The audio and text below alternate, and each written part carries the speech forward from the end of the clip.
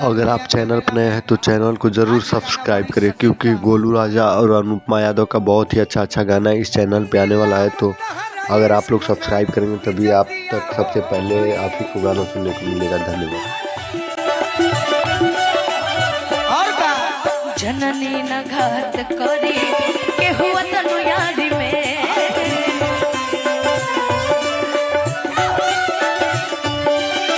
जननी न घात करी केहू अतनु याद में।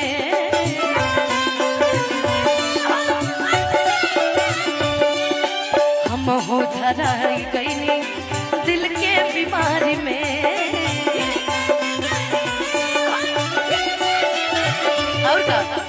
कि पगली कहे जमाना रे, पगली कहे जमाना पगल मतिया हो गए। देखो तो अपन गीत लिखवा के गाँव में कितना आनंद आवेला कि ना, कि बुझाला कि तहार हो जमाना पागल अरे मतिया हो गए। नीलाम उनका इश्क में,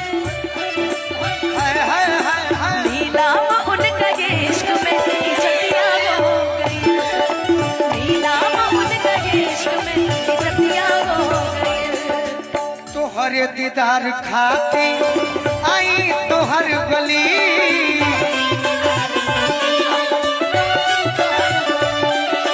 तोहरे दीदार खाती आई तोहर गली।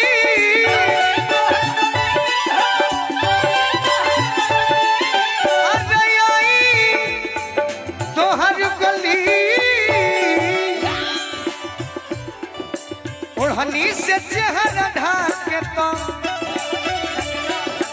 ओढ़नी से चेहरा ढाके तो तकलीफ हो खेला।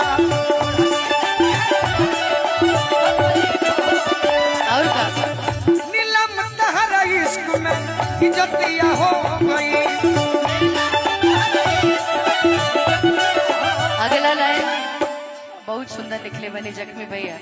अब जे गाना गई है सब कलाकार हो जे तहरा जवाब देवे में बोल बनी कि हमरो भी एगो गीत हमारा अपन बा।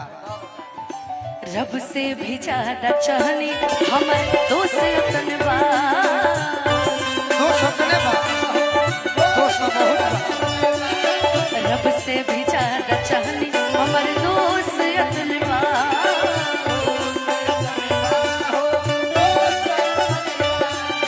काहे के प्यार कईनी अफसोस अपन बा।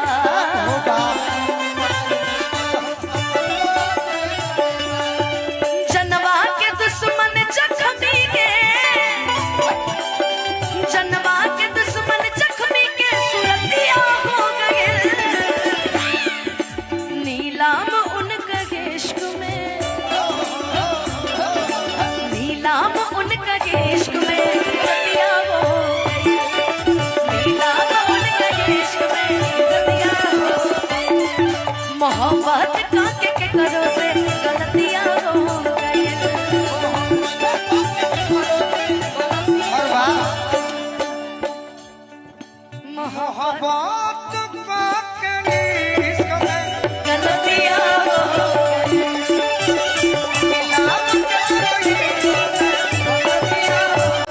आप ऐसे ही प्यार दुलारे और आशीर्वाद इस चैनल पे बनाए रखिए। धन्यवाद।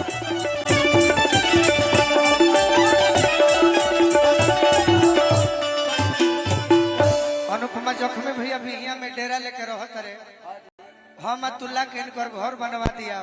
बिल्कुल गाना के कमी ना हो, अपन पूंजी न हो। हमरा फरमाइश आइल बा एगो गीत गावे के पड़ी, गा लीजिए। जैसे कि जानते बड़ू कि हमरो जाए के बा।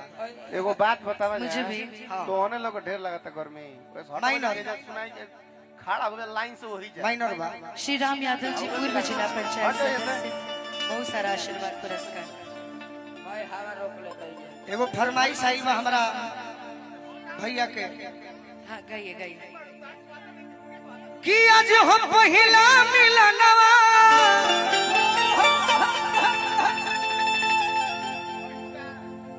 मिलले सजनी के सजनावा भाव में कि हमारी अंग अंग गुलाब भैया के फरमाइश रहे हमरा नियन खिलाल बा बदनवा कि सुनी सुनी भगवान जन बिहान हो खेती कि आज राजा जी के जवान हो खेती आज राजा जी के जवान हो कि आज राजा जी के कोरवे में जवान हो खेती आज राजा जी के जवान हो सुनी सुनी भगवान जन बिहान हो खेती सुनी सुनी भगवान जन बिहान हो खेती सुनी सुनी भगवान जन बिहान हो खेती भैया हमारा राजकुमार जी के तरफ से आशीर्वाद मिलल कि आज राजा